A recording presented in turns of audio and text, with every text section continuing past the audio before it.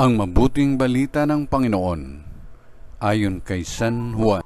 Papuri sa iyo, Panginoon. Noong panahong iyon, muling nagpakita si Jesus sa mga alagad sa tabi ng lawa ng Tiberias. Ganito ang pangyayari. Magkakasama sina Simon Pedro, Tomas na tinaguri ang kambal, Nathaniel na taga Cana, Galilea, ang mga anak ni Zebedeo at dalawang alagad. Sinabi sa kanila ni Simon Pedro, "Mangingisda ako. Sasama kami," wika nila. Umalis sila at lumulan sa bangka, subalit walang nahuli ng gabing iyon.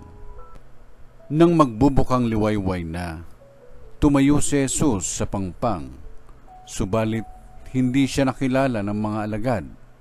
Sinabi niya, "Mga anak, mayroon ba kayong huli?" "Wala po," tugon nila. "Ihulog ninyo ang lambat sa gawing kanan ng bangka at makahuhuli kayo," sabi ni Jesus. Inihulog nga nila ang lambat at hindi nila ito mahila sa dami ng huli. Sinabi kay Pedro ng alagad na minamahal ni Jesus, "Ang Panginoon yun." Nang marinig ito ni Simon Pedro, siya'y nagsuot ng damit sapagkat tubad siya at tumalon sa tubig. Ang kasama niyang mga alagad ay sumapit sa pangpang, sakay ng munting bangka, hila-hila ang lambat na puno ng isda. Hindi sila gaanong kalayuan sa pangpang, mga 70 metro lamang. Pag-ahon nila sa pangpang ay nakakita sila roon ng mga baga na may isdang nakaihaw at ilang tinapay. "Magdala kayo rito ng ilang isdang nahuli ninyo," sabi ni Jesus.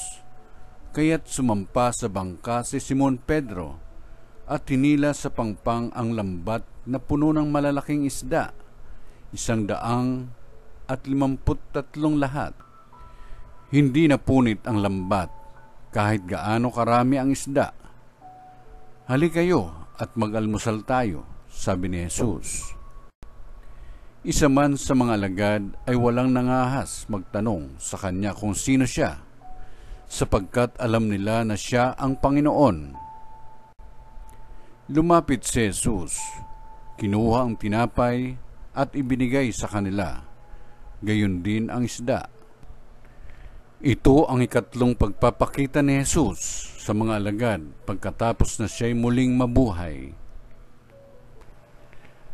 Nang muling nagpakita si Jesus sa mga alagad niya at nang makakain sila, tinanong ni Jesus si Simon Pedro, "Simon, anak ni Juan, iniibig mo ba ako nang higit kaysa mga ito?" "Opo, Panginoon, nalalaman ninyong iniibig ko kayo," tugon niya. Sinabi sa kanya ni Jesus, "Pakanin mo ang aking mga batang tupa."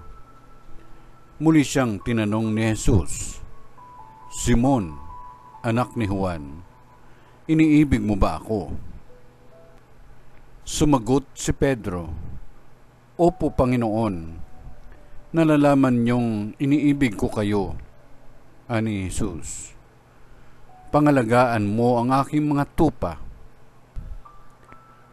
Pangatlong ulit na tinanong siya ni Jesus, "Simon, anak ni Juan, iniibig mo ba ako?" Nalungkot si Pedro, sapagkat may ikatlo siyang tinanong, "Iniibig mo ba ako?" At sumagot siya, "Panginoon, nalalaman po ninyo ang lahat ng bagay. Nalalaman ninyong iniibig ko kayo." Sinabi sa kanya ni Jesus, "Pakanin mo ang aking mga tupa." Tandaan mo, noong kabataan mo pa, ikaw ang nagbibihis sa iyong sarili at lumalakad ka kung saan mo ibig. Ngunit pagtanda mo, iuunat mo ang iyong mga kamay at iba ang magbibihis sa iyo at dadalhin ka kung saan hindi mo ibig. Sinabi niya ito upang ipakilala kung paano mamamatay si Pedro at sa gayoy mapararangalan niya ang Diyos. Pagkatapos, sinabi sa kanya ni Jesus, "Sumunod ka sa akin." Ang mabuting balita ng Panginoon. Pinupuri ka namin, Panginoong Hesukristo.